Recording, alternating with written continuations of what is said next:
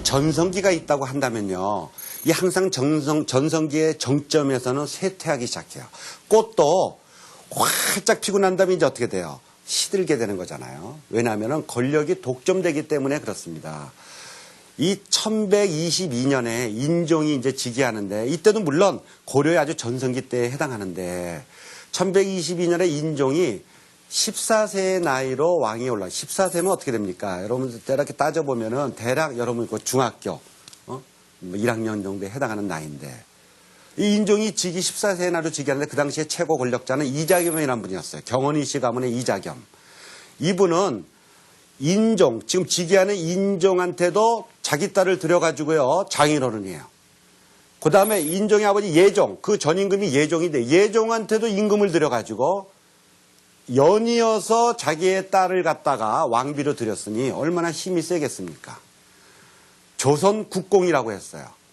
관직에 있지 않은 이름으로 조선국, 막 최대 이름으로 조선국의 공이다 해가지고 조선국공 이렇게 높이면서 아무도 그 사람한테 너무 권력이 세니까 더군다나 나이가 어려서 인종은 그 앞에서 막 어쩔 줄 모릅니다 해가지고 이러한 상황에서 기본적으로 좀 제대로 정치가 너무 한 곳으로만 이게 들어가다 보니까 문제가 되지 않겠어요. 그래서 인종도 나이가 조금 드니까 다른 생각을 합니다. 그래서 야 이래가지고는 정치가 안 되겠다. 그래서 이자겸을 제거하려고 하다가 실패를 해버려요.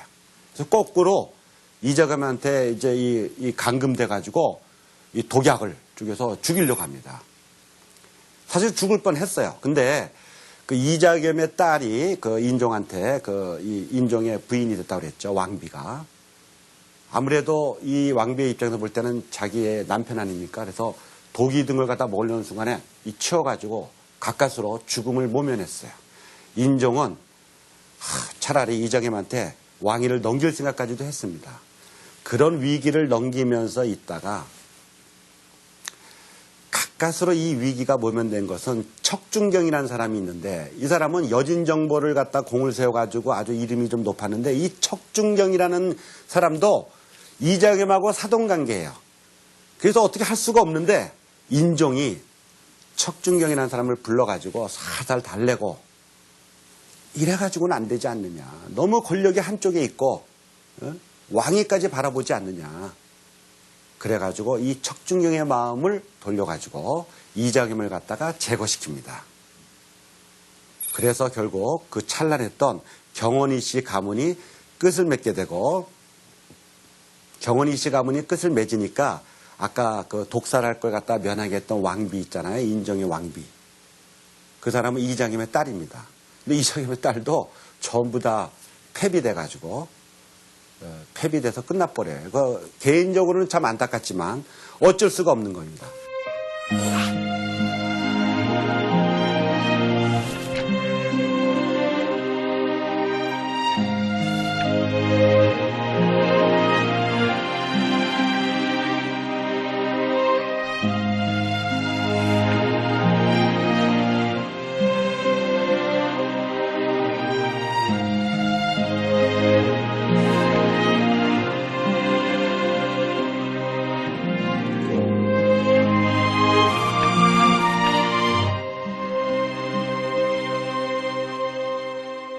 바로 이 점에서 귀족사회가 정점에 올랐지만 너무 한쪽 몇몇한테만 몰리다 보니까 이제 문제가 생기면서 귀족사회의 동요가 일어나요. 제가 간략하게 이자겸의 난을 설명했지만 이 이자겸의 난이 수년 동안 말이죠. 굉장히 들쑥인 거예요. 생각을 해보세요. 왕이 죽을 뻔하다가 다시 살아나고 또 다시 그 이자겸한테 왕위를 넘기려다가 못하고 우여곡절 끝에 이게 굉장히 정치가 제대로 되겠습니까? 그러니까 중앙정치에서는 중앙정계 귀족사회에서는요 서로 막 분열이 되고 또 너무 지나치게 독점되는 데 대해 가지고 문제도 삼고 또 인종도요 자기가 그런 일을 겪다 보니까 이 개경이 고려수도 개경이 싫어요 해가지고 그러던 터에 묘청이라는 사람이 등장해가지고 이 묘청이라는 사람이 개경은 이제 땅의 기운이 다 됐다. 새로운 곳으로 나라를 옮겨야 됩니다. 그러면서 서경천도를 이 서경이라고 하는 것은 지금의 평양입니다. 평양. 제2의 수도에 해당하는 것인데 평양으로 수도를 옮기는 게 좋겠다라고 건의하니까 인종도요 기가 쫑깃합니다. 자기도 뭐 죽을 뻔하기도 하고요. 이 개경에서는 몇몇 가문에 의해서 너무 정치가 좌지우지 되니까 이 뭐 제대로 뭐 뜻을 펴기도 어렵고 문제도 많은 것 같고 그래서 서경으로 천도할 생각도 해가지고 서경에 방문도 하고 답사도 하고 여러 번 왔다 갔다 했어요. 해가지고 바로 여기에서 서경 쪽으로 옮기자 아니다 왜 옮기냐 이런 갈등이 이제 고려 귀족들을 갖다가 두 패로 나누게 만드는데 그래서 한쪽은 개경에 남아있자 하는 것은 개경파라고 그러고 그 다음에 서경으로 천도하자라고 하는 것은 서경파라고 그래가지고 이 두 파가 한동안요 서로 밀고 땡기기 하는 이 정파가 오래가는 바람에 또 고려 귀족사회가 한동안 문제를 일으킵니다. 이 서경으로 옮기자 하는 쪽에서는 대표적으로 묘청이라는 사람이 있고요. 그 다음에 이제 이 정통 유교 지식인으로 정지상이라는 분도 있어요. 정지상이라는 분이 있고 또 한 분 대표적인 사람이 이제 백수환 그래가지고 이 사람이 일간이에요.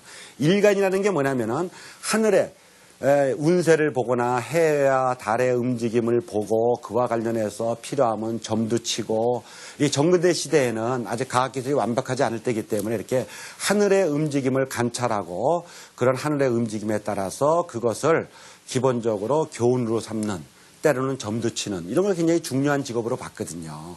그러니까 서경으로 옮긴다고 하는 것은 굉장히 중요한 것이고 이런 것과 관련해서 묘청, 정지상 그리고 일간 백수환 일간 백수환인 사람은 또 풍수질이라는 것도 해서 풍수, 땅 기운이 서경은 충만하고 개경은 땅 기운이 다 됐다.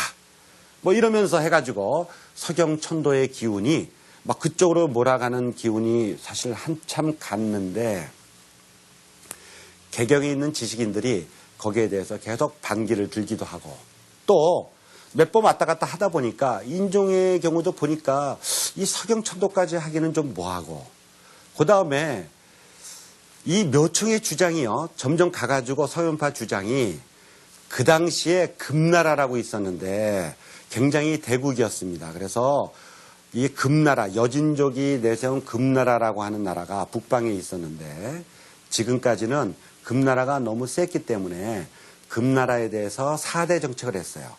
금나라를 갖다가 종주국으로 인정을 하고